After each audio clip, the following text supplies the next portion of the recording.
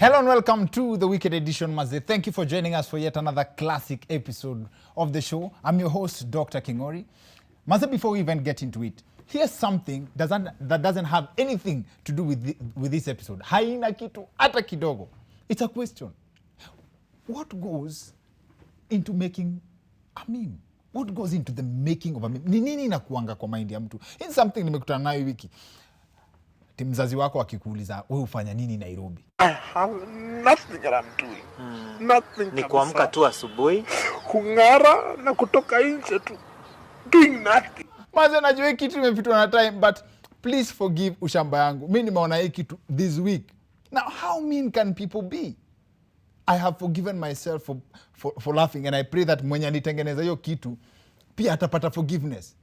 But then on a serious note, ukianza life, ukitafuta footing kwa shamba la mawe, mtu akikuuliza, wewe ufanya nini Nairobi? Unaweza mwambia? I have nothing that I'm doing. Nothing. ni kuamka tu asubuhi, kung'ara na kutoka nje tu. Doing nothing. Maze, forgive me. Anyway, we have a great show lined up for you. Maze, naona kuna allegations fulani zimeenda viral about one of our most prestigious universities. Ati hakunanga masomo KU. Mtoto wangu akiitwa KU utakataa. That's too strong, Maze. That's too strong. What's that all about? Tuko na Krispah aka Ndovu Kuu, ama ndovu ni mkuu, ndovu ni kuu ndani ya nyumba. Akiwalai. Hapo sawa. To also help us break down the allegations is one of the finest comedic talents in the 254. Msichana mmoja amejitengenezea profile from scratch, and she's really kicking it on the interwebs. She is a Kenyatta University alumni. Gatwiri is in the house.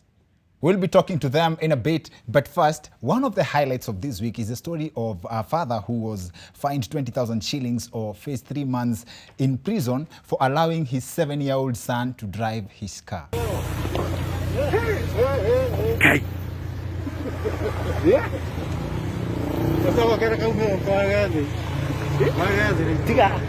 Hey, Maze, Kenya tumemaster art ya kupunish wazazi juu ya makosa ya watoto. Hii story ya babarani imenikumbusha vile mtoto akihepa shule, mzazi ndio ananunua fence. But then again, that's checkmate. Hata watoto saa ingine upanishiwa juu ya mzazi kukosa. Mimi kwanza sitawahi move on ama sijawahi move on from kuchapwa na mwalimu juu sijalipiwa school fees.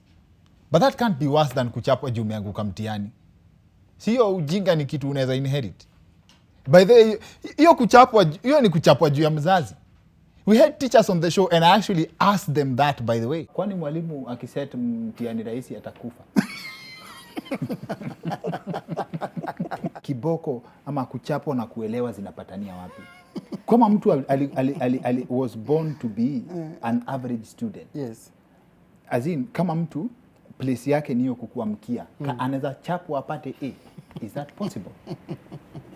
Now, this story has sparked mixed reaction that would tempt you to support both sides.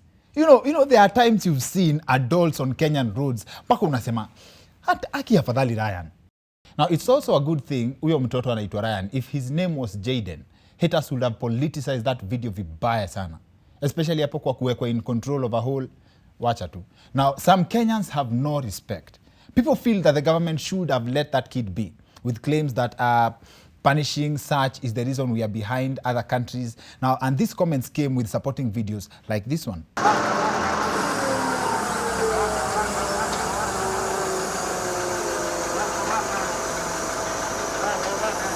And seeing that begs the question, mtoto ni mwili ama ni akili? Now, in the same spirit, others felt that the government is biased. Kama wako na shida na watoto wakifanya vitu prescribed kufanya na watu wazima, mbona hawajaileta noma juu ya mchungaji Victor? I tell people, be more concerned with what God thinks about you, but not what people think about you. Well, evidently there's a difference between the two scenarios. Now, there's also the opinion that children can drive, just not on public roads. I took interest in that angle, kabisa. Imagine if the young Ryan was pulled over by a police officer on a highway. Sema sure bet. Dere mwenyewe ni kitu kidogo. Now, shida ni amwezi ongea kama watu wazima. It is my submission that yes, the young boy knows how to drive. In fact, he drives better than some adults I know. However, bottom line is the idea that you can do something does not necessarily mean that you are qualified to do it. But then again, we need to stop with the hypocrisy. Isn't that the same formula applied in issuing government positions? Also, maybe Babara ndio ajui kujitetea, angesema hiyo ni toe ya mtoto wake. In other news, this week, Baba was on the spot again for making the same mistake twice. Kalonzo ni mtu ambaye, Kalembe, amefanya kazi muhimu zaidi. Nimeleta risala ya rambirambi kutoka kwa rais wa Uganda, Mheshimiwa Yoweri Kaguta Museveni. Museveni alijua Kalonzo kwetu kule Bondo. Kalembe, kule Bondo. That was obviously a slip of the tongue, but isn't it funny how word goes round that Baba always has one bullet, and here he's caught on camera killing Kalonzo twice. Now, watu wa symbolism watasema that's exactly what happened in the previous 2 elections. Baba killed Kalonzo twice. Now, the crowd also corrected Baba twice, but Baba said what he said. Kwa hivyo Kalonzo ni mtu ambaye, Kalembe. Museveni alijua Kalonzo kwetu kule Bondo. Kalembe. This was during the funeral of former Kibwezi MP, Honorable Kalembe Ndile, this past Saturday. I did not know how to put this, but Honorable Kalembe Ndile was the guest on our 4th episode of this show. And you can all agree that he was good vibes. Kuna wengi wenu wazuri. Na kuna wengi wenu ambao hata wakipiga kura vile wamesema wanakuwa ni kama wataki kufikiria. Okay. Sana sana kuna watu wanapigia pesa ili mtu anakuambia nichotee. So unajua mtu aina hiyo mimi nasemanga ukiona mtu anakuchotea ngiri 1, ngiri 2, hata ngiri 10 una divide by 5 years. Mwaka mmoja una 365 days times 5 na una divide na hiyo pesa ulipewa. Kama ulipewa ngiri 1 labda kwa siku moja ulikuwa umelipwa peni 8 ama shilingi 2. Kwa hivyo ukiona kama mwananchi, kusema kweli, ukiona wewe kama mwananchi, mtu anakuambia lazima ama unaambia mtu nichotee ndio nimpigie kura. Jua wewe ni mwenyewe ndio umejitesa. Mimi nafikirianga kwa sababu nasema hivyo kwa sababu mimi mwenyewe nikija bunge si kuja na maisha ya kupeana pesa, si kuwa na pesa. Okay. In fact nilikuwa chairman wa Makueni County Council. Lakini ulipata pesa huko. Nilikutana na pesa. Unajua si ajabu. Yes. Kwa sababu nilikuwa nalipa kama council alikuwa analipa 8,000. Okay. Na mimi nikachaguliwa chairman wa Makueni County Council. Hizo ukiwa chairman wa Makueni County Council ni hizi vitu zimepatizwa juzi kaitwa governor. Is the same tu. Hakuna tofauti. Kwa hivyo governor ni kanjo tu. Hakuna tofauti. May his soul rest in peace. And just before the cloud settled on Kalembe's passing, that is, Kenyans received the news of the passing of former Game MP Honorable Jacoyo Midio and businessman Dr. Chris Kirubi. Dr. Chris Kirubi again was the guest on the 10th episode of this show, and that's 4 years ago. And it still remains one of the most memorable episodes to date. In fact, I first got the news of his passing from a friend, anaitwa Koplo Kenywa wa Juja. He was like, we Kingori, unakumbuka ule guest mwenye alikuja kwa show akachallenge wasee na story ya pesa kwa set? Sema Chris Kirubi. That was a long time ago. Nikuwa like, mazee, bado unakumbuka hiyo episode? Akasema, of course, that's one of my favorites. Naona hapa ametuacha. Kaingia kwa mtandao. Mazee. Wenye wanakumbuka hiyo episode pia mnajua ametuacha na good vibes. You know, if you want to go for Christmas to Mombasa, yes, at the end of the year, you start planning in January. Yes. Okay. You start saving. If you want to take a girl with you and you know she's permanent near you, they are never permanent, but if she is, you ask her also to start saving. Yes. Right?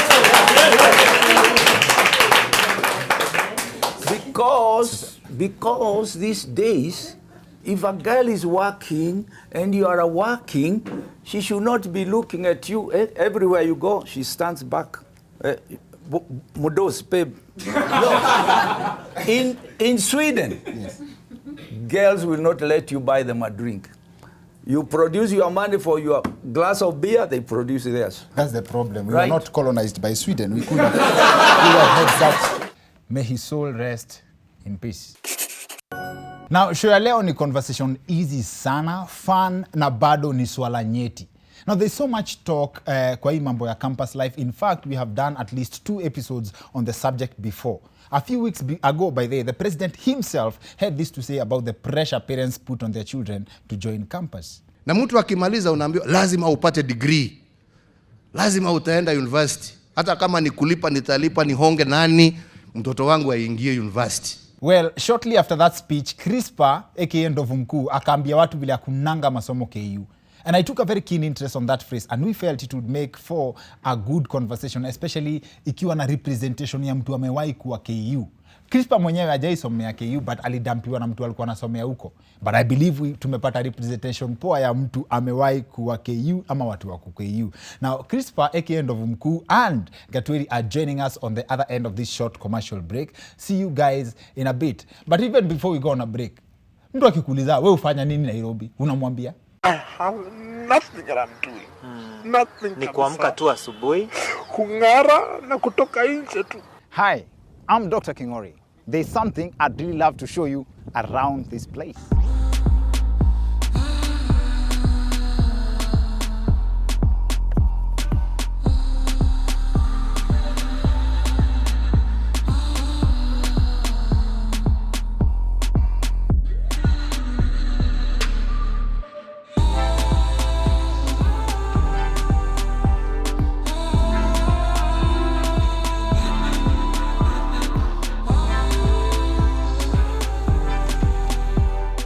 Calling this your home with from as low as 4.5 million Kenya shillings. I don't even need to mention it. For more information about this property, please visit www.ambavillasmalindi.com or use the contact details on your screen or click the link in the description below.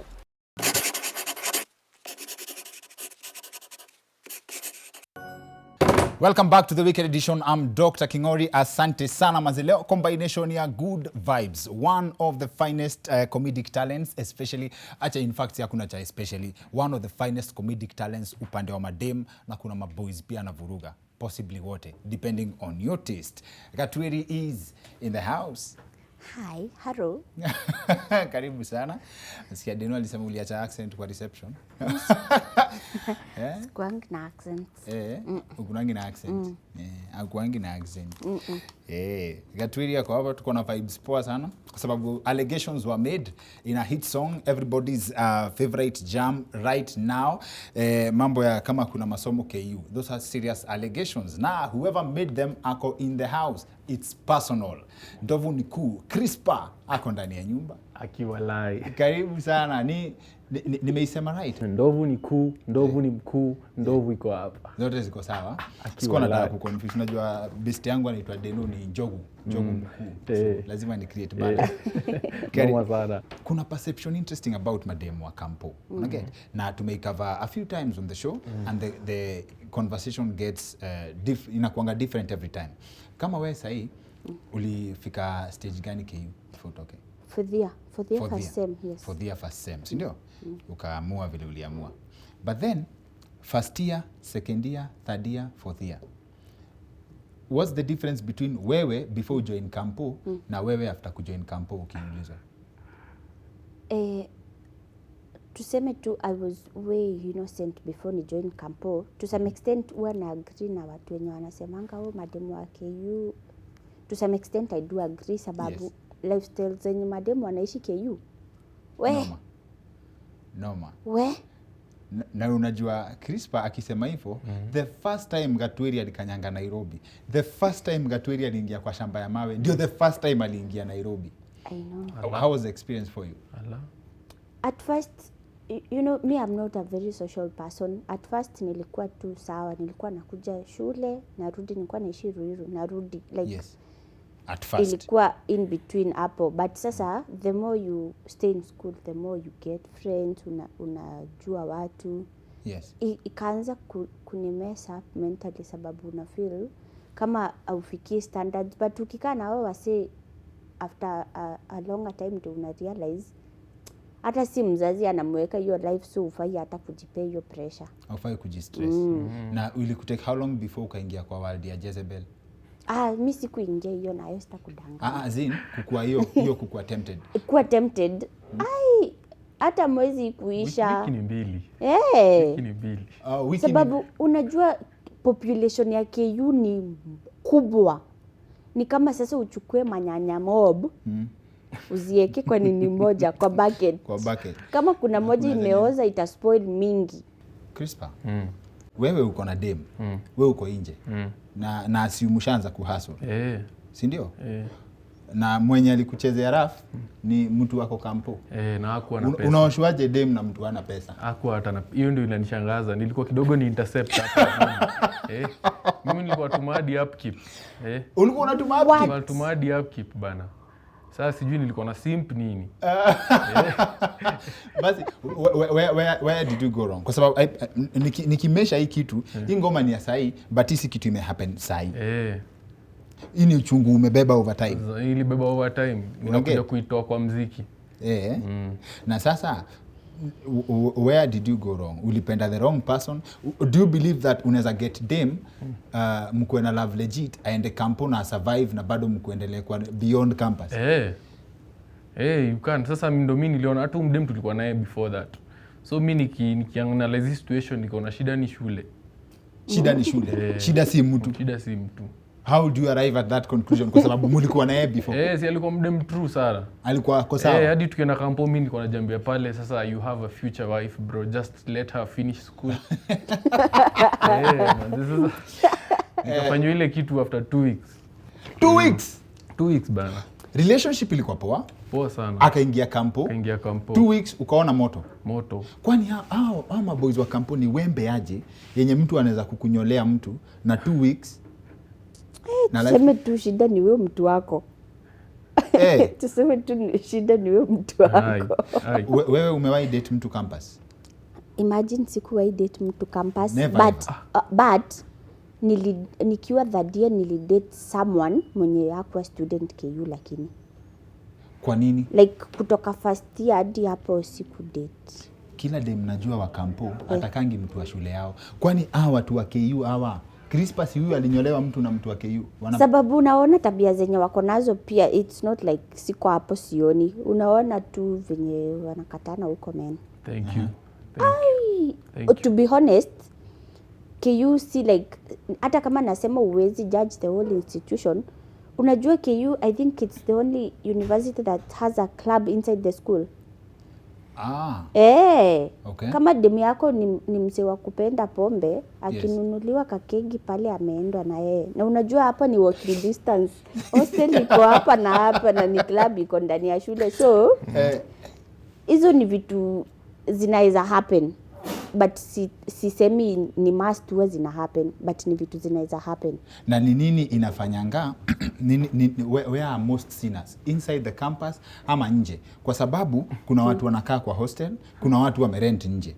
Wenye dhambi wako wengi pande gani?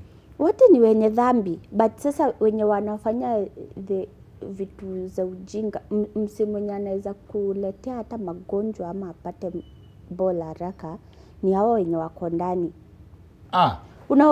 Unajua it's so convenient, it's so easy kutoa mtu from hapa atembea hadi hapa. Sin has been made easier. Yes. Noma sana. Umesikia the environment is enabling sin. Sana. Shida ni hapo ndani. Sana. Hapo ndani ni kunoma. Msupa wako alikuwa na stay ndani ya shule? Alikuwa na interact na sana na watu ndani sasa. Nilikuwa nimemlipia rent hapo nje. Manze. Bro, ulikuwa umeenda all in. Ulikuwa sponyo. Bro, si sponyo. Mimi tulikuwa hata age mates manze. Ni vile sasa yani una understand. Shule ikakuwa ni hiyo. Umeenda mpaka una rentia msupa shule in keja nje ya shule. Bro, akili iko invested, this is my life, huyu ni my better half. Yes. Kumbe pale anakatwa kama hiyo half kama buffalo. But kama ange kudampa ungetoa hii ngoma labda ama singe hit labda. So dema amekutengenezea future kweli uongo. Muziki nimekuwa nikipiga bana. Huyu amekuja tu as a by the way. Na watu wame sympathetic love, no. Hata nikiangalia YouTube pale stream zangu, by the way tuko 1.6 in 3 weeks. 1.6 classic. Hiyo ni point. Stream zangu mingi ni pale Thika Road. So watu wanapenda muziki sana. Streams mingi ni Thika Road. Ukiangalia analytics pale wanasema watu wa KU wanajiangalia, wanaenda kuangalia vitu. Wanasema wewe ukijana the boy has gone through a lot. Niliagree na yeye from even the song, but si institution yote si mbaya, but mimi mtoi wangu haizi. But calligraph alisafisha kwa ngoma, alisema KU iko poa, wasi wanapata ma PhD. Mimi na support KU. Hakuna mimi I stand with KU. Ulisomea KU bro? Na kuzo wangu alisomea KU na she's a teacher in high school na ako sawa. Hata si story na teacher. Kuna ofisi mingi sana ukienda unapatanga alumni wa KU. So people are graduating, watu wanafanya poa. Uwezi judge the whole institution. Yes. Na watu wachache wabaya. Yes. So is it right to sema KU haina graduates, iko na survivors? Hiyo ni wewe umesema. Umestudy cycle ya dem kuingia kampo, first year, second year, third year na fourth year. Who are the most dangerous? First year? Watoto wa nini? Exactly, ni watoto. Hawajui wanafanya. They are the most dangerous? Yes. Dangerous kwa sababu hawajui? Hawajui. So which makes when you wako na experience wamekaa ndio wakora the most? Hapana, hao ndio dangerous, hao wadogo hawa. First year? Hao wakubwa wamechoka. Wamelearn, wamegrow up. Aya, interesting thing. Umewahi date msichana wa kampo tena? How can you? How can you? Never ever. Once bitten, twice shy. No goes on. Basi wasichana wazuri wako wapi? Wako tu nje ya KU. Tunafaa kutafuta huyo dema apologize sasa. Apologize anajina institution mzima. Kingori, let me tell you something. Mimi mtu angenipata saa hiyo nikiwa first year, angeangukia bibi mzuri. Ukiwa first year? Yaani nilikuwa kasichana kazuri, nilikuwa naamini tu watu wakinidanganya tu.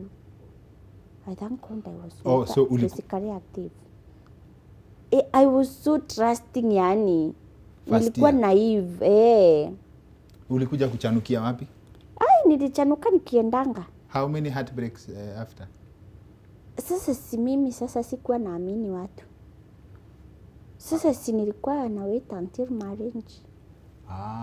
Hiyo tu ndio kitu ilinisave na hiyo maisha yake hiyo. But sasa eventually ulikutana na mkora wa town. Akanidrink. Ati nini? Nilikuwa nimetoka Ocha directly from the factory.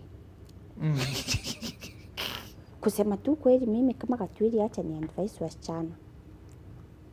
No one is coming to save you and no one will ever save you apart from yourself. So, usikawai fikiria you will ever get anything for free. Hakuna kitu ya free kwa life. So, as long as you don't see what you're selling for you to get the money or the lifestyle, you're the sale. You're the sale. Na unaweza jiuza sana, sisemi hata physical, even your time. Unaweza jiuza sana, ujilose, ujipoteze, na kuna point utafika, hautaipata comeback. So don't lose yourself to gain any material things. Ridhika na mahali uko, ulearn the climbing process. Hata ukisleep, utakuwa unajua njia yenye ulitumia kupanda. Exactly. Asante sana.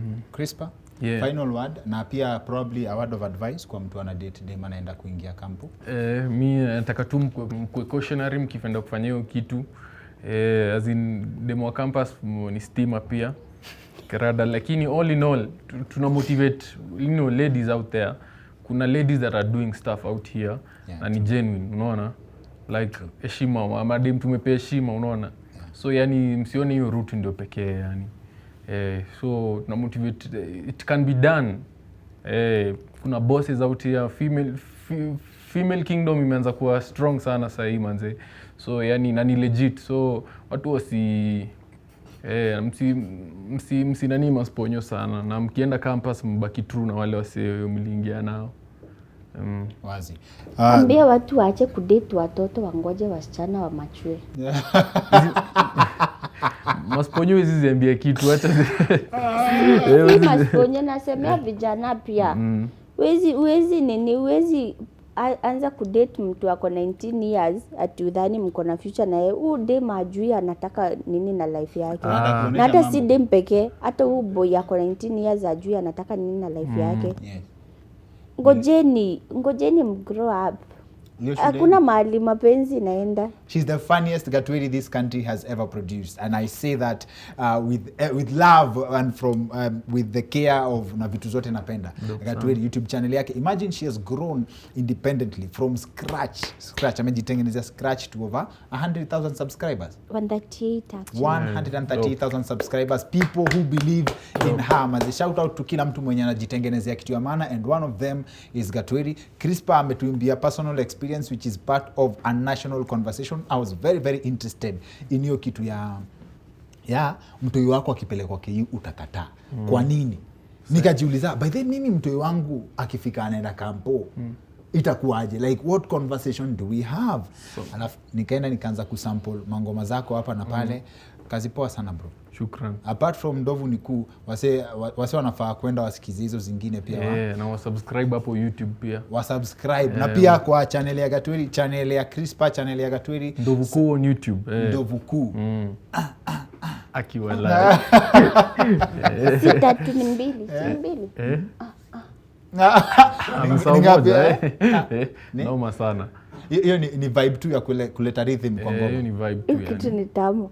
Unasikianga kwa hiyo beat unasikia kusema hivyo. Shukran. I think hata tuzapiga hiyo verse. Ati mtoi wangu akiitwa KU nitakataa. Hakunanga masomo KU. Mmekataa. Unapeleka mtoi first year introduction. Baada ya wiki mbili ashajua reproduction. Ndovu Kuu. Akiwa layo shatujua. Noma sana. That's it for the weekend edition. See you next week. My name is Dr. Kingori.